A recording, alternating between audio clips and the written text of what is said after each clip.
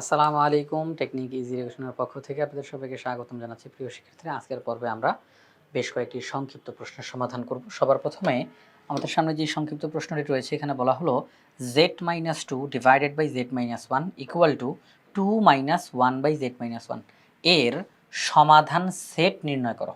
এটার সমাধান সেট নির্ণয় করার জন্য, ঠিক আছে, কোনো সমস্যা নেই। তো দেখেন যে বিষয়টা, এই যে এখানের মধ্যে যে 2 আছে, আমি যদি তাকে একটু ভেঙে লিখি, দেখেন -2, আমি -2কে যদি লিখি -1 কোনো সমস্যা আছে বলেন? -1 একত্র করলে তো -2ই হয়। আচ্ছা, লিখতেছি কেন, এটাকে ভাঙতেছি কেন? এটা একটা কৌশল, যাতে করে আমি দ্রুত রেজাল্টটা বের করতে পারি। সেটা হচ্ছে z-2 divided by z-1 equal to 2 minus 1 by z-1। আমি এই -2কে একটু ভেঙে লিখলাম z-1 এই যে -2 এর পরিবর্তে -1 ক্লিয়ার? আর কোনো কিছু করি নাই। এখন দেখেন, আমরা বলতে পারি যে এই z-1 এটার নিচেও z-1 আছে, আবার এই 1 এটার নিচেও z-1 আছে। x plus y divided by c, আমরা বলতে পারি এই c x এর নিচেও আছে, এই c y এর নিচেও আছে। তাহলে x by c plus y by c, এই যে মাঝখানে চিহ্নটা এখানে বসলো। একই রকমভাবে এখানে z-1 এটার নিচেও z-1, আবার 1 এটার নিচেও z-1, মাঝখানে বসবে মাইনাস। তাহলে আমরা এটাকে পরবর্তী লাইনে ভেঙে লিখতেছি, z-1 divide by z-1 minus 1 by z-1 2 minus 1 by z-1। Okay, fine. এখন খেয়াল করে দেখেন যে এই বিষয়, এই z-1কে z-1 দ্বারা কাটাকাটি করলে কত হয়? 1। তাহলে 1 minus 1 by z-1 equal to 2 minus 1 by z-1। প্রিয় শিক্ষার্থীরা, আমরা যদি একটা কাজ করি, যে এই 1কে রেখে দিলাম, এই যে -1 বাই z-1 তাকে ওই সাইডে পাঠাই দিই, -1 বাই z-1 তাকে ওই সাইডে পাঠাই দিই। তাহলে আগে থেকে আছে 2, আগে থেকে আছে -1 বাই z-1, এই অংশটুকুকে আমি এখন ওই সাইডে পাঠাচ্ছি, এই অংশটুকুকে আমি ওই সাইডে পাঠাচ্ছি, এই মাইনাসটা ওই সাইডে গিয়ে প্লাস হয়ে যাবে, তারপরে 1 বাই z-1। আচ্ছা, তাহলে এখন দেখেন তো, plus 1 by z-1 minus 1 by z-1, তাহলে এটা বাদ হয়ে যায়, plus 1 by z-1 minus 1 by z-1। তাহলে এখন দাঁড়াইলো কি, এখানে থাকলো কি? 1 equal to 2। Wow wow wow wow, 1 equal to 2, এটা কি সম্ভব? আপনারাই বলেন। 1 ইকুয়াল টু 2, 1 হচ্ছে 2 এর সমান, 1 হচ্ছে 2 এর সমান, এটা কি হইল? দেখেন, আমরা কিন্তু অঙ্ক শুরু করছিলাম একদম নিয়ম মতো সুন্দর করে অঙ্ক করতেছি, এক পর্যায়ে আমাদের সামনে কি আসলো? এটা 1 ইকুয়াল টু 2, এটা সম্ভব? এটা সম্ভব না। এখন এটা আসছে, এটাকে আমি নিচে থেকে আনছি, এটা আসছে তো এই যে প্রশ্নটার সমাধান করতে গিয়েই এটা আসছে, কিন্তু এটা তো হইতে পারে না। তার মানে এই প্রশ্নের সমাধানই নাই, এই প্রশ্নের সমাধানই নাই। যেহেতু এটা হইতে পারে না, তাহলে এই প্রশ্নের সমাধান নাই। কারণ এইখানে যে সমীকরণটা দেওয়া আছে, ধারাবাহিকভাবে নিয়ম মেনে সমাধান করতে গিয়ে এই ফলাফল আসছে, কিন্তু এটা বাস্তবে সম্ভব না। তো এটা যদি বাস্তবে সম্ভব না, আর তো কোনো সমাধান নাই, কারণ সমাধান তো এটা বেরোইছিল, কিন্তু এটা তো হইতেছে না, তাহলে আর কোনো সমাধানই এটার নাই। তাহলে এখানে যে সমীকরণটা দেওয়া, এই সমীকরণটার আসলে কোনো সমাধান নেই, এই সমীকরণটার আসলে কোনো সমাধান নেই, ঠিক আছে? এই যে আমরা তাহলে এখানের মধ্যে এটা বলবো এখন, যে এই -1 বাই z-1 এটা ওই সাইডে চলে গিয়ে বাদ হয়ে গেল, তাহলে 1 ইকুয়াল টু 2, এটা অসম্ভব, এটা অসম্ভব। তাহলে যেহেতু এটা অসম্ভব, তাহলে এই সমীকরণে আর কোনো সমাধান নাই। তাহলে সমাধান সেট S ইকুয়াল টু ফাঁকা সেট, S ইকুয়াল টু ফাঁকা সেট। আমাদের যেটা তারা বলছিল সমাধান সেট নির্ণয় করো, প্রশ্নে বলছে সমাধান সেট নির্ণয় করো, যেহেতু বলছে সমাধান সেট নির্ণয় করো, তো সেট যেহেতু বলার কারণে আমরা সেকেন্ড ব্র্যাকেট দিব।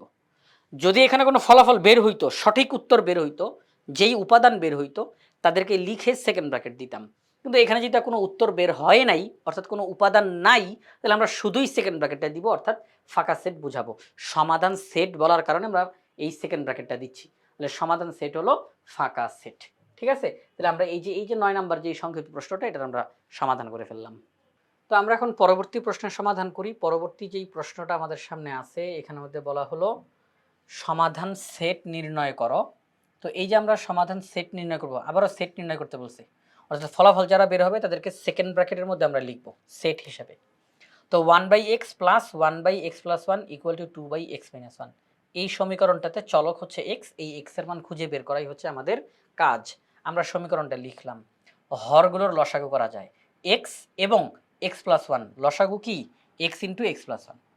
এই যে হর, এই হর দ্বারা লসাগুকে ভাগ করলে x প্লাস 1 থাকে, সেটা দ্বারা লবকে গুণ x প্লাস 1। এই যে এখানে হর x প্লাস 1, এটা দ্বারা লসাগুকে ভাগ করলে x থাকে, x দ্বারা লবকে গুণ, তাহলে শুধু x। এই পাশে যা আছে তাই।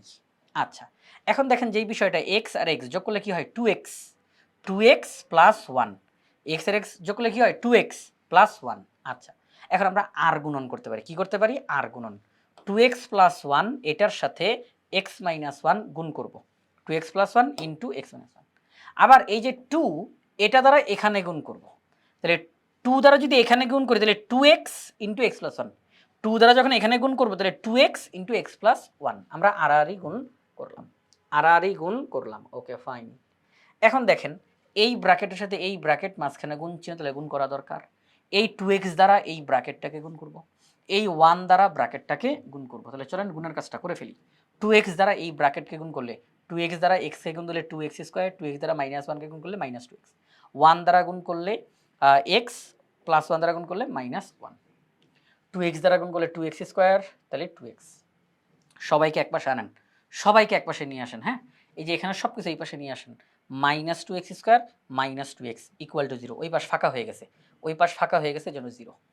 এখন দেখেন যেই বিষয়টা plus 2x square minus 2x square বাদ, মাইনাস 2x একত্র করলে কত হয় মাইনাস 4x, আর প্লাস x তাহলে কি হবে মাইনাস 3x, মাইনাস 2x একত্র হয় মাইনাস 4x, আর এখানে আছে প্লাস x, তাহলে মাইনাস 4x আর প্লাস x ক্যালকুলেশন করলে হবে মাইনাস 3x, আর আছে মাইনাস 1 ইকুয়াল টু 0। মাইনাস 1 ওই সাইডে গিয়ে প্লাস 1। আমার উদ্দেশ্য x এর মান বের করা, তাহলে এই মাইনাস 3 কে ওই সাইডে পাঠাইতে হবে। আমার উদ্দেশ্য x এর মান বের করা, তাহলে এই মাইনাস 3 কে ওই সাইডে পাঠাইতে হবে। তাহলে এই মাইনাস 3 এখানে গুণ, ওই সাইডে গেলে ভাগ হবে, ওই সাইডে গেলে ভাগ হবে, অর্থাৎ 1 এর নিচে মাইনাস 3 বসবে, 1 এর নিচে মাইনাস 3 বসবে, এই মাইনাসটা সামনে এসে পড়বে, সামনে। এখন আপনারা কেউ কেউ ভাবতে পারেন স্যার মাইনাস 3 কে এই পাশ থেকে ওই পাশে নিতেছেন, তাহলে মাইনাসটা প্লাস হয়ে যাওয়ার কথা না, মাইনাসটা প্লাস হয়ে যাওয়ার কথা না। এখন বিষয় হচ্ছে এখানে তো আমি যোগ বিয়োগ করার জন্য এই সাইড ওই সেট করি নাই, যোগ বিয়োগ করার জন্য তো করি নাই, এখানে গুণ আকারে ছিল মাইনাস 3 গুণ আকারে, তাহলে এই মাইনাস 3টা ওই সাইডে কি হয়ে যাবে ভাগ আকারে, বাস। তাহলে মাইনাসটা উঠবে কেন এখানের মধ্যে, মাইনাস সহই যাবে ওই পাশে, ঠিক আছে। এটা যোগ বিয়োগ করার জন্য আমরা সাইড চেঞ্জ করি নাই, এখানে x এর মান বের করতে চাই, এই জন্য মাইনাস 3 গুণ আছে, ওই সাইডে মাইনাস 3 ভাগ হয়ে যাবে। ওকে, তাহলে x এর মান বের হইল মাইনাস 1/3, x এর মান কত মাইনাস 1/3। যেহেতু তারা আমাদেরকে বলছে সমাধান সেট বের করো, এই জন্য আমরা লিখলাম নির্ণয় সমাধান set s equal to minus 1/3 second ব্র্যাকেটের মধ্যে, s equal to minus 1/3 second ব্র্যাকেটের মধ্যে। তাহলে সমাধান সেট কি s ইকুয়াল টু মাইনাস 1/3, এটি হচ্ছে আমাদের এই প্রশ্নটার সমাধান।